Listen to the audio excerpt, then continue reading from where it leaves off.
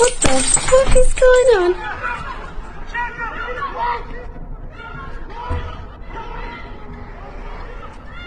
Oh fucking hell. Oh Jesus Christ. In this corner of Ireland, family ties run deep, and so do vendettas. Another family feud has erupted, bubbling beneath the surface for years, stretching from Limerick to Rathkeale, North Cork, and beyond. It all came to a head one busy afternoon at Super Value in Hollyhill.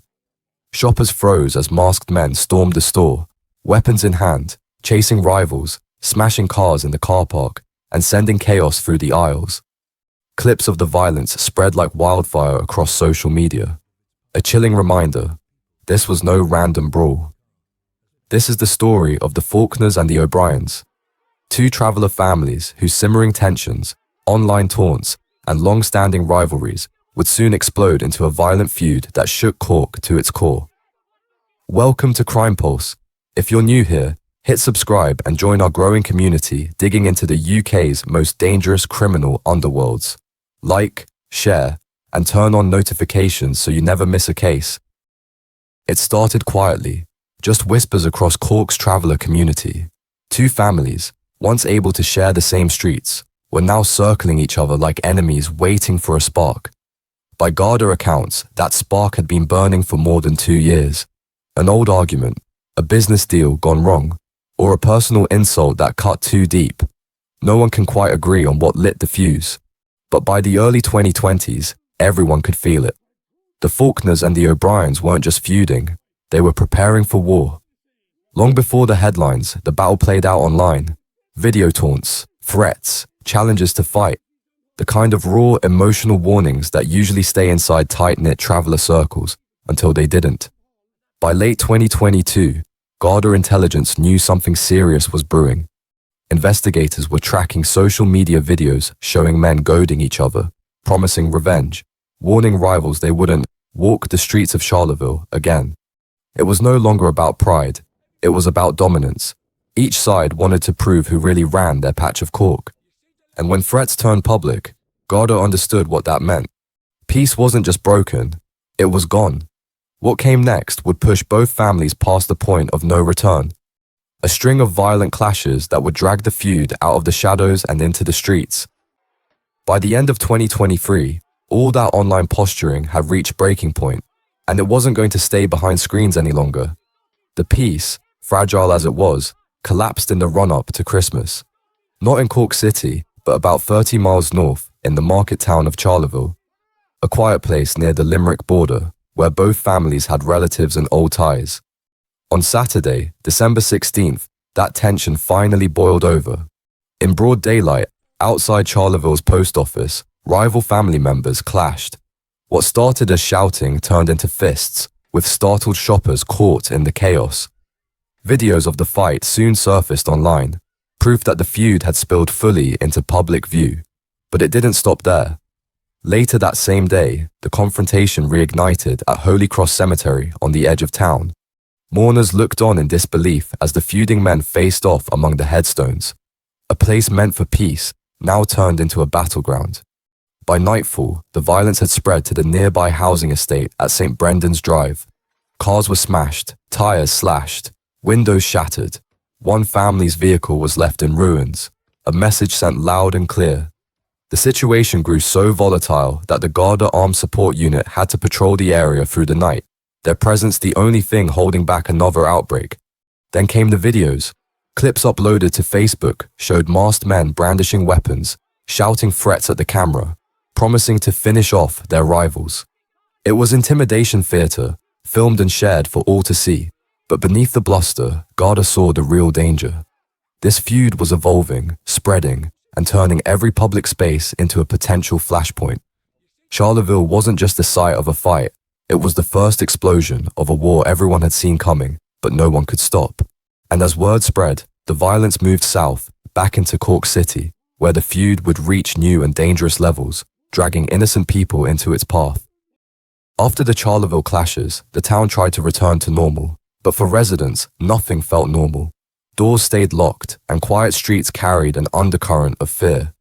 By New Year's, Garda were investigating the December incidents, but no arrests had been made. Reports suggested the feud might be drawing in associates from neighbouring areas, particularly across the Limerick border, and tensions could erupt anywhere. Locals described encounters that sounded almost cinematic, cars seen speeding through Charleville late at night, headlights cutting through darkness as occupants reportedly exchanged gunfire. The very next day, Garda were called to a house in the Faulkners area after witnesses claimed the property had been targeted with gunfire and attempts to set it alight. Fortunately, according to reports, the home was vacant at the time, or the outcome could have been deadly. Scorch marks on walls and shattered windows bore witness to the danger residents now lived with daily. By early 2024, Charleville and its surrounding areas were effectively under siege. Garda Superintendent Gary McPolin, leading the response, vowed that those responsible would be brought to justice. The unrest didn't end there. Later in the year, reports emerged of a disturbing incident in Charleville, where a child was seriously injured during a disturbance at a family home.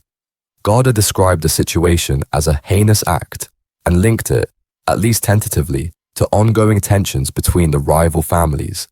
Emergency services treated the child at the scene before transferring them to a specialist hospital. While authorities continued their investigation, the incident underscored the human cost of a feud that had moved far beyond mere threats. The community's anxiety was palpable. Even brief pauses in the violence were fragile. By summer, signs indicated the feud was heating up again, with residents bracing for the next public eruption. And then, in early January 2025, the feud exploded in a place no one expected, a supermarket in Hollyhill, Cork City, turning simmering family hostility into a very public nightmare. By September 2024, the feud was no longer confined to Charleville. Reports emerged of a string of violent incidents across North Cork and Cork City, and even reaching into neighbouring County Limerick. In Cork City, a house in Knocknaheeny, known as a stronghold of the O'Brien family, was reportedly targeted with a petrol bomb. Around the same time, in Kilmallock, Limerick, witnesses claimed that an empty home connected to one of the factions had been sprayed with bullets. While Garda could not confirm all the details publicly, investigators suspected these were deliberate acts of intimidation, each side attempting to show dominance, escalate fear, and provoke a reaction. The intensity of the feud forced Garda to step up security measures. Armed checkpoints became a regular sight in Charleville, and detectives from around the county were drafted in to support local units. Even as authorities worked to contain the situation, the wider traveller community grew increasingly alarmed. Leaders and rights groups issued public statements condemning the violence, emphasizing that the vast majority of travellers wanted no part in these feuds. But the families at the heart of the conflict seemed undeterred. Videos continued to circulate online. Men in balaclavas posing with weapons, issuing threats, taunting their rivals, and drawing public attention. The posts inflamed tensions and sparked community outrage, prompting local radio and forums to debate the role of social media in fueling real-world violence. Garda made some arrests tied to these flashpoints, but prosecuting the cases proved difficult. Many victims and witnesses declined to provide formal statements, unwilling to risk retaliation. The feud was becoming a cycle, one act of intimidation followed by another, each more daring than the last, each spreading fear beyond the families themselves. By the end of 2024, the tension was approaching a breaking point. What had simmered for years was about to erupt in a series of confrontations that would bring the feud into Cork City itself, and into places where ordinary people could no longer avoid it. The feud had simmered for years, and by the end of 2024, it was a tinderbox waiting for a spark. That spark came on December 26, 2024. In a bustling shop in Cork City Centre, a post-Christmas scuffle erupted between members of the rival families. Details remain murky, but reports suggested a vulnerable family member, a pregnant woman from the Faulkner side, had been threatened or assaulted. Word of the incident spread quickly, fueling anger on both sides. Less than 2 weeks later, on January 6, 2025, the feud exploded in a way Cork had never seen before. At Super Value in Hollyhill, at least 15 people became embroiled in a running battle inside and outside the store. 12 Faulkners, 3 O'Briens. Garda investigators later reconstructed the events from CCTV footage. 3 O'Brien men arrived first in a Ford Transit truck, parking calmly in the lot. Minutes later, 3 vehicles carrying Faulkner family members pulled in. Men spilled out, brandishing weapons. Charles Faulkner, 18, leapt from a silver Toyota Avensis, gripping a pickaxe handle. Jamie O'Brien, realizing he was outnumbered, grabbed a baseball bat and ran. Charlie chased him around parked cars, swinging the pickaxe. Outside, other Faulkners engaged the remaining O'Brien associates. Jamie scrambled into the store, pursued by Charlie and others. SuperValu employees tried to intervene, shouting at the attackers to stop. Footage later posted online shows 3 masked assailants retreating from the store, but the chaos didn't end there. In the car park, one of the O'Brien men jumped into a pickup truck. He revved the engine and drove directly at the crowd, ramming a parked car with enough force to lift it off the ground. He reversed, swerved, and sped away before anyone could stop him. Meanwhile, Charlie Faulkner and his crew fled in a black Volkswagen Passat and other vehicles, disappearing into the city streets. Miraculously, Jamie O'Brien survived with only minor injuries. The checkout counter had shielded him from the worst. That day was a turning point. A feud that had once simmered online and in whispers was now raw, public, and violent. Supermarkets, car parks, and city streets had become battlegrounds. Cork had seen the escalation, and for Garda, the message was clear. The feud had reached a level where tragedy was only a matter of time, and the aftermath was immediate. Social media exploded with threats, stunts, and intimidation. The following days saw attacks on homes, chainsaws brandished from moving vehicles, and a Garda crackdown that would finally bring arrests, but the danger was far from over. The day of the Holly Hill clash ended, but the chaos didn't. That evening in Blackpool, Cork City, witnesses reported a car barreling down busy streets with a man hanging from the passenger window, reportedly wielding a chainsaw. Astonishingly, the vehicle passed directly by Bridewell Garda Station, a stunt that seemed designed to taunt the authorities. Footage of the incident circulated quickly on social media, showing the man staring into the camera and issuing threats toward members of the rival family. The very next day, the feud continued its relentless march. On January 7th, a house in a southern suburb of Cork City, reportedly linked to one of the families, became the target of a violent attack. Men armed with pickaxe handles and baseball bats smashed windows, damaged doors, and attempted to destroy the property. Fortunately, no one was inside at the time, and the building did not catch fire, but the scene sent a clear message. The feud was spiraling out of control. Social media amplified the threat. Videos and posts showed men from both sides brandishing weapons, issuing direct warnings, and naming targets. The online theatrics fed the real-world danger, creating an environment where another violent encounter could easily turn deadly. By this point, it was evident to authorities and the public alike, the feud had reached a boiling point.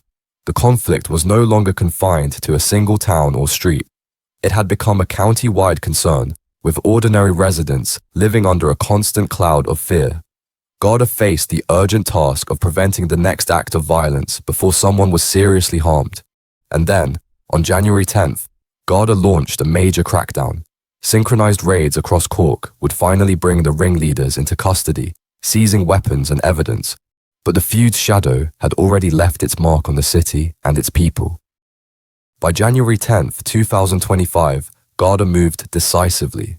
In the pre-dawn darkness, over 60 officers, including members of the armed support units, fanned out across Cork, executing synchronized raids on multiple properties linked to the warring families. The operation netted 5 key figures, ringleaders from both sides of the feud.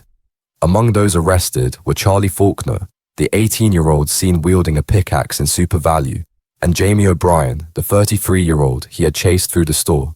Also taken into custody were 2 other Faulkner brothers, aged 20 and 26, and another O'Brien relative, 24. The raids uncovered a shocking cache of weapons. Dozens of baseball bats, hooks, and pitchforks were found stashed in sheds and vehicles. Garda also seized smartphones and laptops, aiming to trace the torrent of social media threats and identify who had filmed the feud's violent moments. In one location, officers recovered what appeared to be grenade fragments and a pin, lending credence to reports that a hand grenade had been thrown at a house just days before the supermarket clash. Within 24 hours, all 5 were formally charged. Charlie Faulkner and his 2 brothers, along with Jamie O'Brien, faced violent disorder charges for their roles in the Super Value attack. Michael John O'Brien, found in possession of charred firelighters and a bat, was charged with criminal damage and arson over the January 7th house attack. The raids marked a turning point in the feud. Garda had finally disrupted the operational power of the families, seizing both weapons and digital evidence. But while arrests were made, the tension that had gripped Cork for months lingered, a reminder that even decisive action could not erase the shadow the feud had cast over the community. With arrests made, attention turned to the courts. Could the legal system contain the violence, or would the feud continue to fester behind bars and online? Mediation and legal proceedings would soon take center stage. After the arrests, the feud didn't immediately end. It moved from the streets to the courtroom. In the early hearings, Charlie Faulkner's solicitor claimed that on the very morning of the arrests, representatives from the Faulkner and O'Brien families had supposedly reached a peace agreement. Facebook posts from both sides echoed the claim, announcing the feud was over and urging no further violence. But the court was skeptical. Judge Dorgan noted the timing. The truce only emerged after the arrests, giving the impression it was intended to influence the court's view of the accused. To ensure any ceasefire was genuine, she suggested bringing in Pavie Point, a respected traveller advocacy and mediation group, to facilitate talks between the feuding families. Pavie Point, based in Dublin, had a history of resolving traveller feuds, but recent funding cuts meant direct mediation was no longer routinely available. Still, by January 16, 2025, a formal peace meeting was held at a neutral venue in Cork City. Senior members of the Faulkners and O'Briens faced each other, and after hours of discussion, hammered out a peace deal. Tradition held strong. The deal was sealed with a handshake and a mutual vow that hostilities would end. The peace brought a desperately needed pause to the violence, but the legal consequences of the feud remained. Throughout 2025, the young men arrested, Charlie Faulkner, his two brothers, Jamie O'Brien and Michael John O'Brien, faced preliminary hearings for armed violent disorder, criminal damage, and related offences. The cases moved slowly, as the justice system often does, but the evidence collected from raids, CCTV, and social media was expected to result in convictions or guilty pleas in due course.